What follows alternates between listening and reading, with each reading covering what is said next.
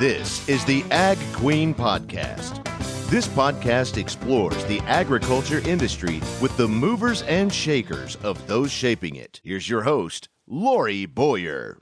Today, my guest is Bob Mattive. He is the incoming president of the National Potato Council and is a farmer on the western slope in Colorado in the San Luis Valley. So on that, Bob, tell us more about yourself and your background.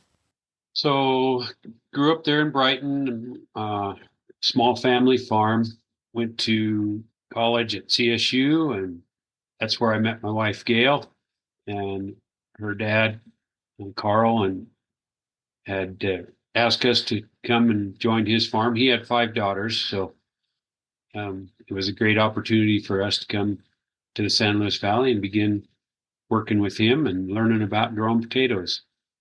So right now, so after we moved down here, we farmed with another son-in-law and another sister, Carla, and things changed a little bit. And then it was Carl and Carla and Gail and I. And our 2 boys joined us and our nephew, Matthew Smart, in the interim. And so we lost Carla here about 1.5 years or so, almost 2 years ago. So now our farming operation, Worley Family Farms, consists of Gail and I and our 2 sons, Grant and Reed, and our nephew, Matthew Smart. So we raise certified seed potatoes and commercial potatoes. We have our own tissue culture lab and greenhouse where we produce disease-free mini tubers that will then go on to our seed farm. And then from there, they'll be grown out in several generations and produce commercial potatoes. And then we operate our own packing shed, Highland Potato Company, in conjunction with Blue Sky Farms. So how many acres of potatoes does that equate to? So on our farm, we grow about 1,900 to 2,000 acres of potatoes. Do you grow any other crops or livestock? No livestock. We do grow a little bit of barley for seed and some quinoa. We do a partnership on some lettuce and lease out some ground for spinach production, and then a lot of cover crop. Since we've been in such a drought situation since 2002, we've had to cut back on high water use crops like our barley. We used to grow quite a bit of barley, but growing a lot of cover crop now, and that's for water savings as well as improving our soil health. Bob, being in Colorado myself, I do know the San Luis Valley is the heart of the potato growing region for the state. So tell me about growing potatoes there. Well, we're surrounded by mountains, number one, and our elevation is about 7,600 feet. So we're pretty well isolated. We don't have a lot of the pest problems, insect problems that they do in other areas. We do, it's a high mountain desert basically, so our climate is dry, which we don't have a lot of fungal pathogens either for growing potatoes. So those things combined help us grow a good crop of potatoes without using as many pesticides as they do in some other areas. Our challenge right now is water. Probably second to that is labor, but it's well suited for potatoes. We have good, well-drained soils. Most of our water is pumped out of our aquifers. We use our surface water to recharge our aquifers so that most of it's all under center pivot irrigation and pumped. So that's very manageable. Are there different varieties of potatoes that you grow? Yes. We used to grow probably about 20 or 25 different varieties. Now we're kind of streamlining that down. The biggest majority of our crop is russets. We do grow some yellows and some reds. We don't do many specialties anymore. We used to do some specialties, some purples and red flesh reds, and just kind of trying to streamline things a little bit. Where do your potatoes go to? They'll go all over the United States and into Mexico. The RPE is our marketing arm. They are based out of Wisconsin. Their Colorado office is in our shed, basically. So they do all of the marketing of our crop for us. And then talk to me a little bit about your affiliation now with the National Potato Council. How did you get involved?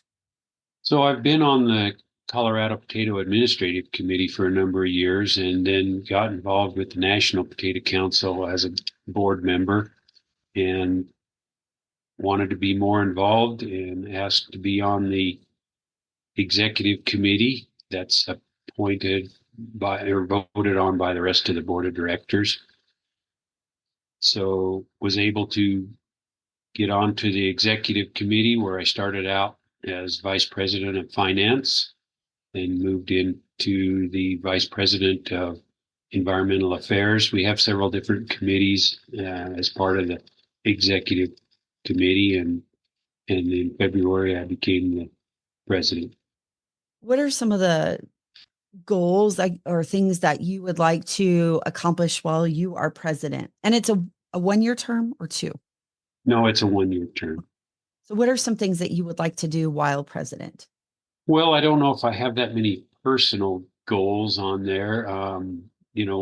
We have such a great staff on the National Potato Council that they make our job pretty easy. But the council itself is working on a number of issues that we lay out and bring forth to our congressional delegates when we're back at our Washington summit in February. But we're always dealing with trade issues. Of course, Farm Bill is top of mind, trying to work on getting something done there. Continuing with our, expanded trade efforts, working on labor bills. It's kind of a constant battle. Right now, the dietary guidelines are being renewed, so nutritional value of potatoes in those federal policies is important to us as those guidelines are being put together, because there has been a bit of a movement to classify or reclassify potatoes as a grain, which is not scientifically supported.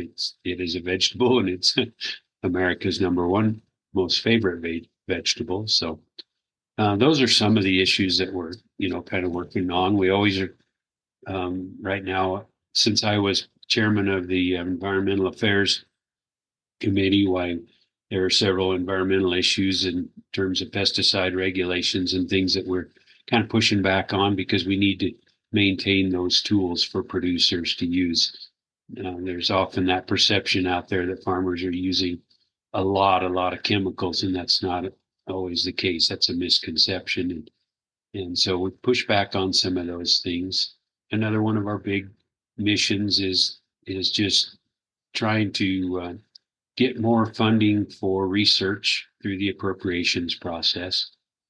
So that's for our potato research and potato breeding programs, because as we confront various disease issues within our crops, breeding and research are the keys to solving some of those problems, and getting more disease resistant varieties out to producers is important. And there's a lot of different issues that we're dealing with all the time. Bob, how about a little 101 when it comes to farming potatoes? Well, a majority of our labor is utilized in our packing sheds. We don't quite run year round, but some of the sheds here do. There's an increasing movement towards more robotics and automation within the packing process. We have some optical sorters and things like that. On the farm, planting and harvest are probably the biggest times when we need additional labor. We're in the process right now of cutting our seed and getting ready to plant here in late April. So that takes additional people. It's a mechanical process, but you still need people doing some sorting and hauling to and away from the cutters. And again, as we get into harvest, we need truck drivers and sorters and equipment operators. So those are our biggest challenges there as far as the labor force. But again, the more year-round need is in our packing sheds. Bob, what else do we need to know about when it comes to the potato industry and or the National Potato Council? Ooh, that's a good question. Maintaining our markets, I think, as far as the National Potato Council is concerned, is opening new markets, because export opportunities are probably our greatest opportunity for growth and movement of our product. We're working pretty hard to try to get fresh potato access into Japan. We're trying to maintain our access into Mexico, which has been good. There's, as we look at on a national basis, other countries that frozen product is shipped to, that's important. Um, all the issues that I mentioned, are really important. Here in Colorado, I think one of the things we're struggling with right now is potato virus Y, and being able to keep a strong seed program and industry going here in the valley. It's challenging because our area is so intermingled with commercial and seed growers that it's a challenge to keep seed clean. So we're working on trying to improve our seed law that will have some different, will require some testing on some replant lots and things like that to help reduce some of our long-term goal is reduce the amount of virus inoculum that's floating Okay. around. Bob, earlier you mentioned potatoes get shipped all over the United States. Do most of the potatoes grown in the U.S. stay in the U.S. or are they exported? About 20% of our potatoes in the U.S. are exported. So if you're driving along looking at a field, about 1 in every 5 rows of potatoes is bound for export. In the Pacific Northwest, obviously a lot of processing up there. Those are going to Pacific Rim countries, things like that. Colorado's main export opportunity is Mexico. How are profit margins looking right now for growers? Not as good as we have experienced in the last couple of years. We had some pretty good years. Supplies were in line with demand, so we were able to do well. This year, we're a little oversupplied in the market, so it's a tough year. Any other notes, any other things you wanted to mention here today that I haven't asked about? Well, something that we did a couple of years ago, the Michigan State University has done a couple of studies for us, and just looking at what the economic impact is of the potato industry. And so, it's providing over 700,000 jobs, a little over $1 billion in economic benefit. And then we came and did another study this year. They did another study that how much our export market is contributing, and I misspoke when I said 1 billion. It's over $100 billion economic impact to the U.S. As we look at the value of our export markets, that's another $4.7 billion that we're contributing to the U.S. economy. So pretty important numbers there in terms of the potato industry itself. We're really trying to stay focused on some of these issues that, as I spoke to earlier, get a little bit misconstrued with the dietary guidelines. A lot of people don't realize about the Farm Bill that over 80% of that is nutrition programs. Very little of it is actually gets back through farm programs. Just trying to think of some other things, but those are the main things. It's always a busy time for us, and we have our big potato expo in January. This coming January 2025, we're going to be in Orlando for Potato Expo. We just came off one of the biggest potato expos we've ever experienced. It was in Austin, Texas. Most exhibitors and most participants we've had there, so we're pretty excited about that. And we had our Washington Summit at the end of February, and that was a very successful event. We'll be having our summer board meeting in Fort Collins this year. We generally have it in the state of the president. So we're going to Fort Collins this year and last week in June. So that should be a good event, and we're looking forward to getting a lot of people there.